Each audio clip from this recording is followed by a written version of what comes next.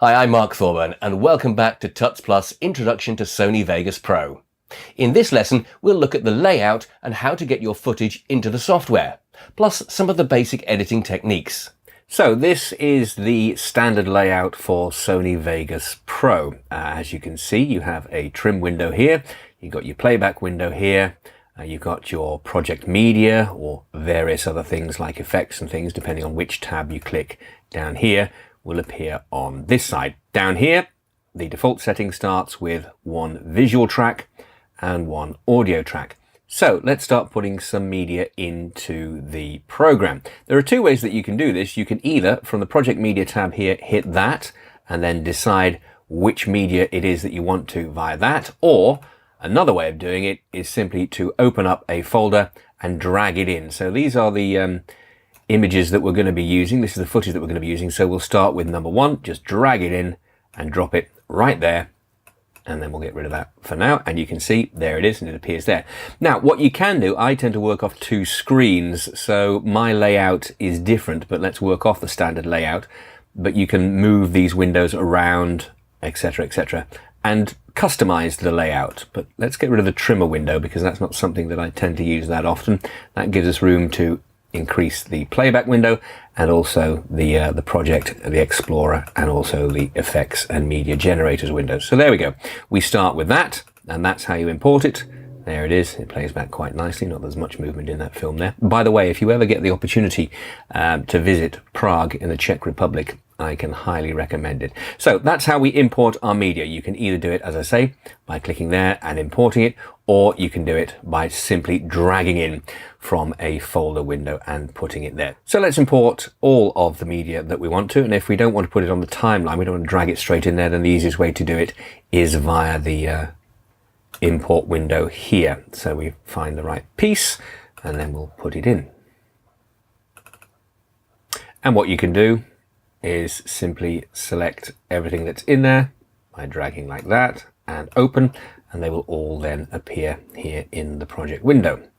So these are all the things that we're going to need to put together in order to produce the little promo for Prague. And as you can see down here, they've all loaded up fairly quickly. So if we wanted to, down here in the timeline, as I say, the default position once you load something in is obviously one for visuals and one for audio. They are treated together. You move them around like that. Or if you click this button here, you can move them around separately like that. And what we're using here is none of the original audio. In fact, the files are blank, so we can just highlight it, hit delete, and that will disappear. So these are marked in the order that we're going to use them, 1, 2, 3, 4, 5, and so on. So we can quite happily, roughly, just load them in that order right now. So there we go. Everything is loaded in. What we can do, if we want to increase the amount of tracks that we have, drag that up first of all so we can have a look, is simply right-click, insert an audio track if we want to, or get rid of it by deleting it, or we can insert the video track. Simple as that. And you can move the order around any way that you want to have them. There you go, like that. So we'll get rid of that for now because we don't need it. And as mentioned before, the audio that we're using on this, none of it is the original audio. It is all blank, so we can get rid of that entire track. So all we have there is a visual track and everything is imported. Now, basic layout. So we've got the playback switches down here. So play there. Let's make that slightly larger again, just so that we can see it properly. You can move down the timeline like this, simply by clicking on the top. And we see everybody there. All very good and interesting. What else can we do? Well, trimming and crossfading, really simple. Just zoom in. Let's go to one with a bit of movement on. Let's go into the bridge here. If we wish to trim that, so it starts there, plays like that. But if we want to trim it, you just hold it there, hold down the left mouse button and trim it shorter, and vice versa. If you go past the original length, you'll end up with that small notch there that lets you know that you've gone past the original length. You can do that. I mean, for some looping sequences that can be quite useful, but that is the length as is. Now what we could do if we wanted to is to slow it down. So if we hit that there, move everything else along, what that button does is move everything along that's on the timeline. If you take that off, it'll just move the one thing, but we just want everything out of the way a little bit, so let's move it down, then take that off.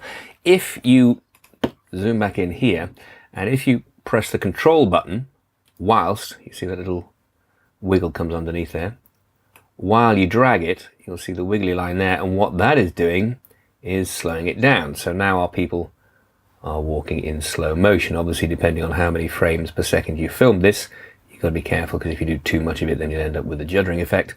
And of course, the reverse, hit the control button, make it shorter than it was, and then all of a sudden people are going to be moving a lot quicker than they were.